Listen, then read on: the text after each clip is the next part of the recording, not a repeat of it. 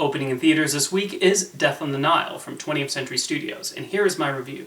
In 2017, Kenneth Branagh took on Agatha Christie's popular detective character Hercule Poirot in Murder on the Orient Express. The result was a solid murder mystery, with Branagh bringing a lot of flair to the production.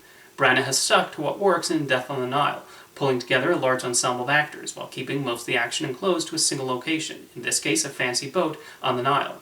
For those unfamiliar with the original source material, there's enough intrigue going on to find out who's responsible for committing the crime. It surprisingly takes a while for the central murder to occur, as Branagh and screenwriter Michael Green take time to introduce several of the characters and develop the conflicts they're dealing with.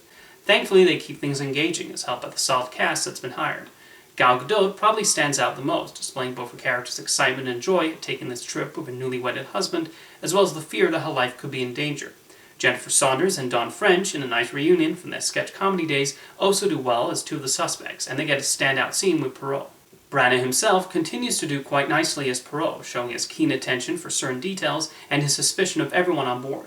Death on the Nile even showcases his emotional side a few times. It's a credit to Branagh's skills as a director and actor that he can make multiple scenes of characters being interrogated entertaining. As expected from Branagh, he brings a flash to the film's presentation that does not distract too much from the story. Quite a few of his flourishes are quite clever, as he moves the camera through the water and around the boat's many rooms. One curious decision is an opening prologue, showing Poirot's period as a soldier in World War I. He employs the same black and white technique recently utilized in Belfast, and it's a surprising way to start the film.